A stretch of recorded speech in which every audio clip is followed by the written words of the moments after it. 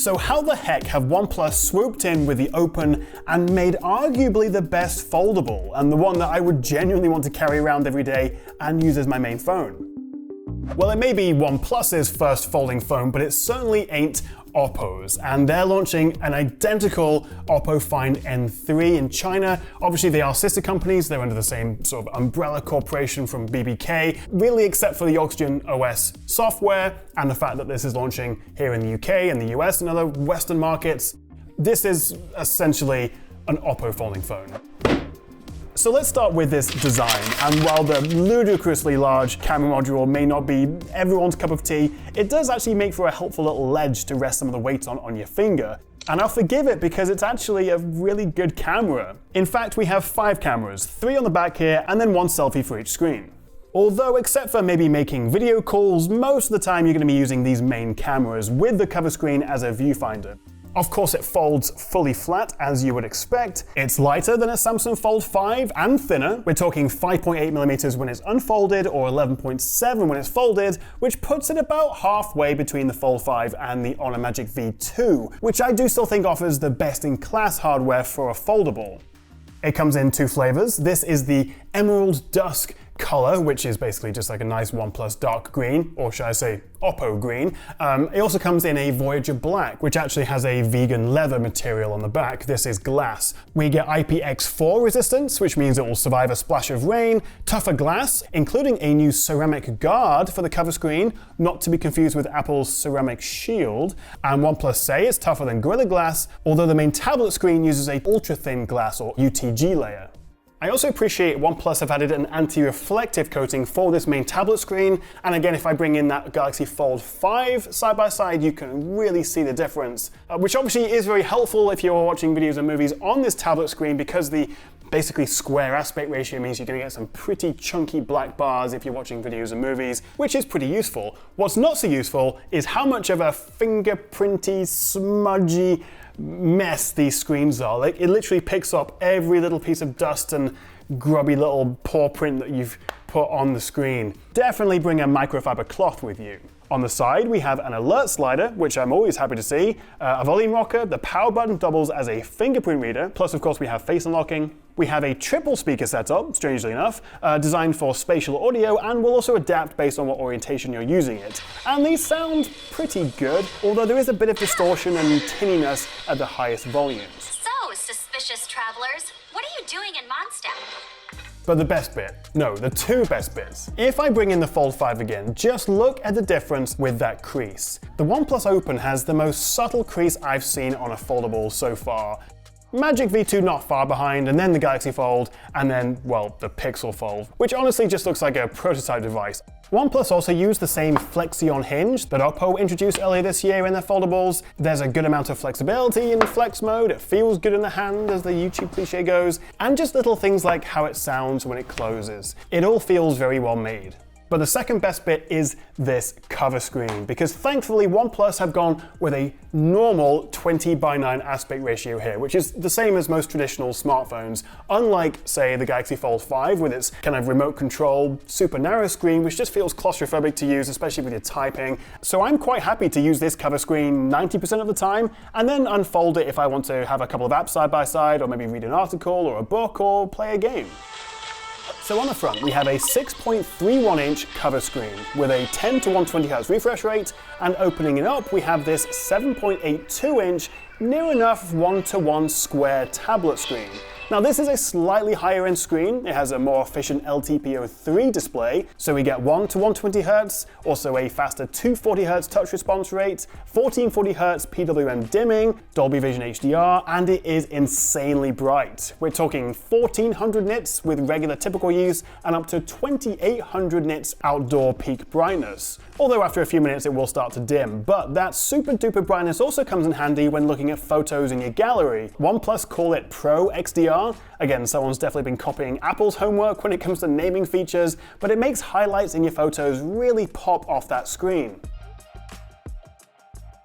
Now specs-wise, it's as flagship as you would expect for the price. Have we talked about the price? £1,600, which, yes, is very expensive, especially for a OnePlus. I'm not sure really if they have that brand recognition yet to charge that kind of price. We'll see, but Actually, it's quite competitive. It's cheaper here in the UK than the Pixel Fold, which is madness to me, and also the Galaxy Fold 5. And it comes with a better spec. Snapdragon 8 Gen 2, 16 gigs of RAM, and 512 storage. That's 4 gigs more RAM and double the storage than the base model of the Fold 5. And actually, OnePlus do have some deals and coupons and free stuff with the early orders of this OnePlus Open. So you could get it as low as like, I think $1,500 I worked out with some of the sort of extra benefits.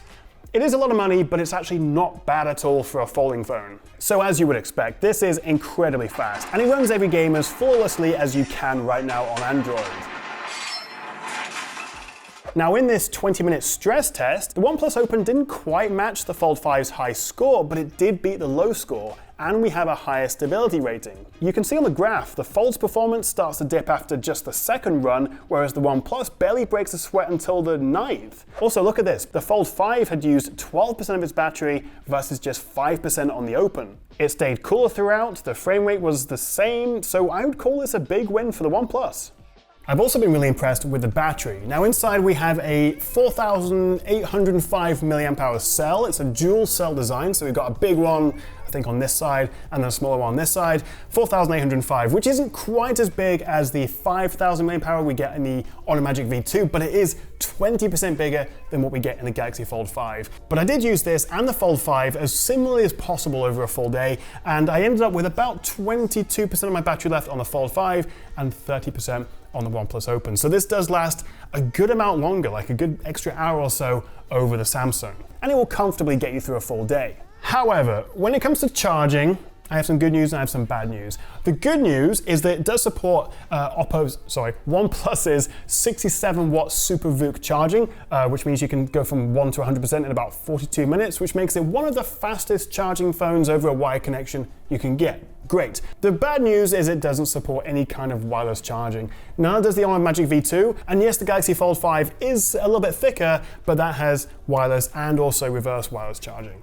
However, what I think really makes the OnePlus Open stand out and finally give the Fold 5 some proper competition is the software, the features, and the multitasking. We have this new feature called Open Canvas, and it kind of takes your regular split screen view mode to the next level. You can still have two apps side by side, of course, with a third floating on top, but in Open Canvas, you've got your main active window front and center, which can be moved around and resized, so you can create a sort of workspace and then quickly switch between them. You can have up to 3 app windows on screen at any point, and up to 9 multi-app presets, which can be saved so you can then fire up your favorite combo of apps with just one press. I also really like that we have a taskbar. The Fold 5 also has it, but not all foldables do, and it just makes this feel more like a desktop experience, with your recent apps on the right and your pinned apps on the left. You can also then easily drag and drop them into split view or floating windows, and also a long press on the side will hide the taskbar. You can also choose what happens when you close the tablet screen, whether the app resumes on the cover screen or you have to swipe up to resume, which is how I use it. And of course you can customize how apps display on the tablet screen, whether it's full screen or their native size so nothing gets cut off.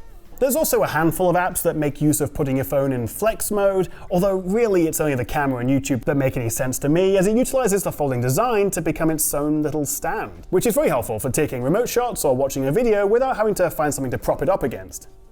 I also very much appreciate, unlike the Honor Magic V2, that when you do use this cover screen as a camera viewfinder, you can also send the full camera UI to the front as well. Just remember to look at the main camera lens and not the screen. So OnePlus does the folding software just as well as the folding hardware, which is really important and not guaranteed when it comes to foldables. They also promise 4 years of full Android OS updates with a 5th year for security, which is fine, it's pretty decent, not quite up there with Samsung or Google, but 4 years is pretty good. Although this does ship Android 13 with their Oxygen OS 13.2 skin, I believe, on top, which is very nice. I love Oxygen OS, although I'm told Oxygen OS 14, running Android 14, will be here in a few weeks. And finally, let's talk about this camera, with a main, an ultra-wide, and a telephoto, with a 3x optical zoom and a surprisingly good 6x in-sensor zoom, as they call it. Surprisingly good seems like the whole theme of this review. OnePlus are also once again partnering with Hasselblad, so we have their branding, their color science, their famous shutter button sound, and also a couple of extra camera modes, including the very artistic super wide X-Pan mode. More importantly though, the main lens uses a new pixel stacked sensor, the first on a foldable, and which OnePlus say is on par with the quality of a 1-inch IMX989 sensor, and so far it doesn't disappoint. In fact, let's do a quick blind test. Which do you think looks better? I can reveal the Samsung's on the left, OnePlus on the right. One complaint I do have, which is nothing to do with the camera itself, is that OnePlus have been updating the software for the camera right up until the review embargo, and there was a pretty sizable update that improved the low light quality of the telephoto just 2 days before. So to give you guys the best idea of how this camera does perform, all shots were taken with the latest software. That aside, I'm dead impressed with this camera. Colors are natural, excellent dynamic range, and I'm really impressed with the zoom. Even though it's a 3x optical, OnePlus are confident enough to put a 6x shortcut in the camera app, and fair enough. Now, low light does struggle a little bit more. Quality is still decent, but it can struggle with slight movements from you or your subject, resulting in a blurry photo, so faster shutter speeds will be good to see in lower light. You do of course also have a 20 megapixel tablet selfie and a 32 megapixel front cover selfie, but you'll always be better off using the main camera.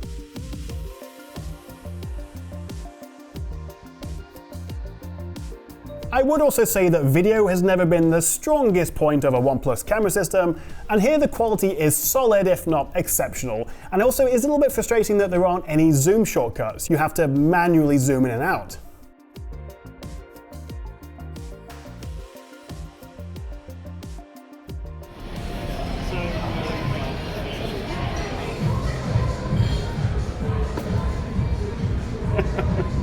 Alright, let's try some low light video. What do you think, Mrs. Tech Chap? I don't know, Tom, I can't see. We're about to get run over as well. Yeah, it's true we can't see, but wait, we can see because I can open the tablet screen. Go ahead. Look at that, and then you can see yourself as she runs away.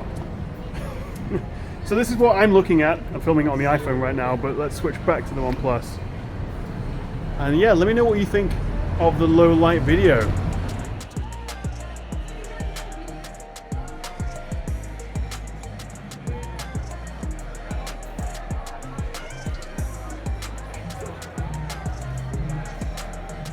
Okay, let me wrap this up, and I think I'd like to revisit this in a couple of months. We keep seeing new camera updates, we haven't had Android 14 yet, but first impressions after a week of use, first review shall we say, I love this thing. It is competitively priced, and I would take this over a Galaxy Fold 5, over a Pixel Fold, and yes, even over the Honor Magic V2. I prefer the software and the camera on this, although I think the hardware is better on that. But if you do want a tablet in your pocket with a great design, great camera, great battery life, lovely software, then yeah, get yourself a OnePlus Open. But what do you think? Would you be tempted to buy one of these? And if you've got any questions, let me know in the comments below. Thank you so much for watching, guys. If you enjoyed this, a like and subscribe would be fantastic.